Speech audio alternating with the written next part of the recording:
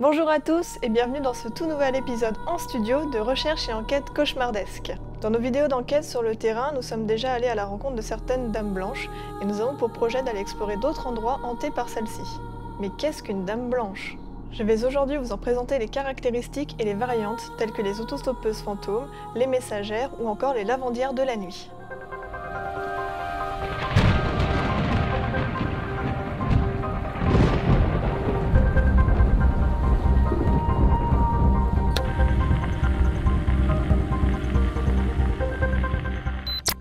Dans l'imaginaire collectif, les dames blanches sont généralement mortes de façon inattendue, la plupart du temps de façon violente, voire d'un assassinat.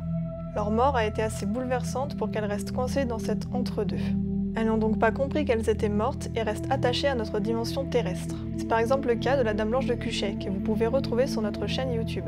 Celle-ci est décédée en étant folle et malade, et depuis elle erre dans les ruines de Saint-Sorlin avec un couffin vide dans les bras à la recherche de son bébé, décédé également de maladie bien avant elle. L'une des dames blanches les plus célèbres de France est celle qui hante le château de Tressesson à Brocéliande en Bretagne. Elle fut enterrée vivante, toute de blanc vêtue. Elle hante les jardins et le château depuis ce jour funèbre. Ici, à Lyon, nous avons également une dame blanche. Nous pouvons l'apercevoir dans les pentes de la Croix-Rousse. Celle-ci préviendrait des catastrophes qui vont arriver à la ville. Pour certains, il s'agirait de l'esprit de Cybèle, qui fut chassée de Fourvière par la Vierge. Pour d'autres, ce serait la martyre Sainte Blandine. Mais il existe plusieurs variétés de dames blanches dont nous allons voir les variantes maintenant.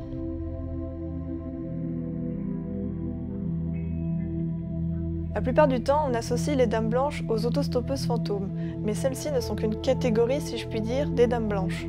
Une autostoppeuse fantôme, c'est l'esprit d'une femme qui est morte d'un accident de la route brutal et violent et qui reste sur les lieux pour prévenir des dangers de la route. Ainsi, elle apparaît dans un virage ou sur un pont. Le conducteur la prendrait donc en chemin et celle-ci hurlerait avant le dit danger. Ceci non pas dans le but de tuer comme elle l'a été, mais bien de prévenir. Et là, ce cri et sa disparition soudaine déstabilisera le conducteur, qui du coup aura quand même l'accident. Une technique de prévention pas super efficace donc. Certaines veulent simplement être ramenées chez elles ou alors au cimetière où elles sont enterrées et disparaîtront en descendant de la voiture. Il s'agit d'une légende urbaine dont le message implicite est que le surnaturel peut apparaître à tout moment dans nos vies. Ça fout les miquettes, hein.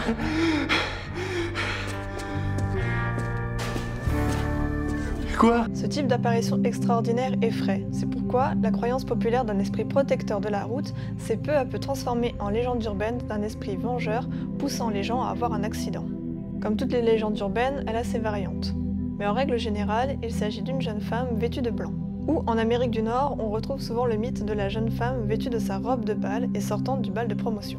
Dans tous les cas, elle apparaît toujours de nuit, sur une route peu fréquentée et toujours au même endroit. Ce phénomène est très ancien. Le premier texte faisant part d'un esprit de la route figure dans le Nouveau Testament. Un ange va inviter l'apôtre Philippe à attendre un char sur la route qui mène à Gaza. Celui-ci va monter à bord et va rencontrer un eunuque qu'il va décider de baptiser à un point d'eau sur la route. Mais en sortant de l'eau, l'eunuque va constater que l'esprit du Seigneur a enlevé Philippe. La première autostoppeuse fantôme telle que nous les connaissons apparaît à Chicago, aux États-Unis en 1930. Il s'agit de la légende Résurrection Marie. La légende veut que la jeune Marie se soit fait écraser par un véhicule en sortant du bal de promo et fut enterrée dans cette même robe dans le cimetière Résurrection. Les conducteurs prendraient donc Marie sur cette route où elle est décédée et l'emmèneraient au cimetière où elle disparaîtrait. On compte plus de 30 témoignages sérieux de cette époque à nos jours. On trouve des autostoppeuses fantômes sur de nombreuses routes, principalement en Europe et en Amérique du Nord. C'est aujourd'hui une variante contemporaine de la dame blanche.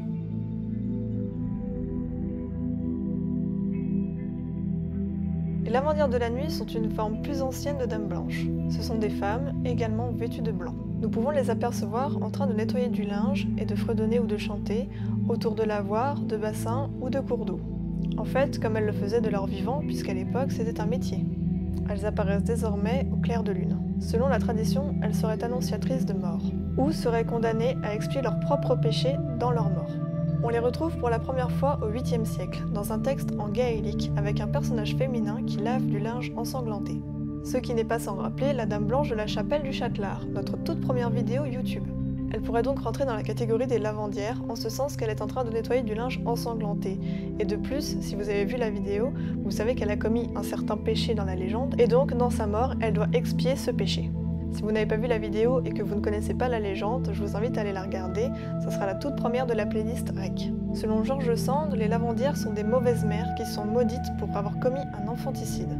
Autrefois, le rôle de la lavandière dans le folklore écossais et irlandais était d'annoncer des morts. Mais aujourd'hui, ce rôle a été attribué à la banshee, créature hurlant des mélopées funèbres.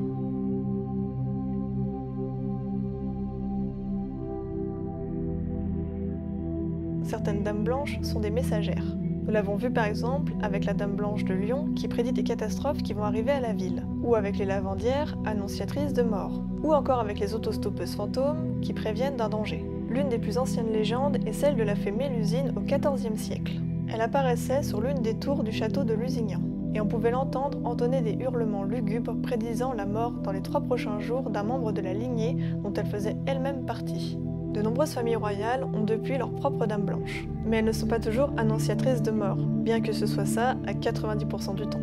En contre-exemple, nous avons celle de Krumlov. Elle est rattachée à la famille Rosenberg de Bohême, et elle apparaît de façon protectrice auprès de l'héritier nouveau-né en 1539.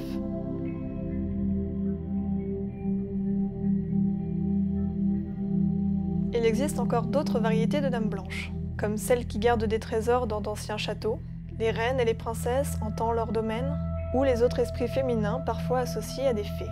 Il existe donc une large variété de dames blanches. Leurs points communs sont d'être des femmes vêtues de blanc apparaissant la nuit toujours au même endroit. Si vous avez des légendes de dames blanches près de chez vous, n'hésitez pas à les partager en commentaire. Et si vous voulez connaître en détail certaines légendes de dames blanches, dont celles évoquées dans la vidéo, je vous invite à nous rejoindre sur la chaîne et à vous abonner. Nous sommes férus de légendes urbaines et principalement de ce genre de phénomène de hantise. Nous irons donc à la rencontre d'autres dames blanches à venir. On se retrouve donc bientôt en studio ou sur le terrain pour un prochain épisode de recherche et enquête cauchemardesque. En attendant, si celui-ci vous a plu, je vous invite à mettre un petit pouce en l'air et un commentaire pour nous le dire. Et on se retrouve bientôt. Salut!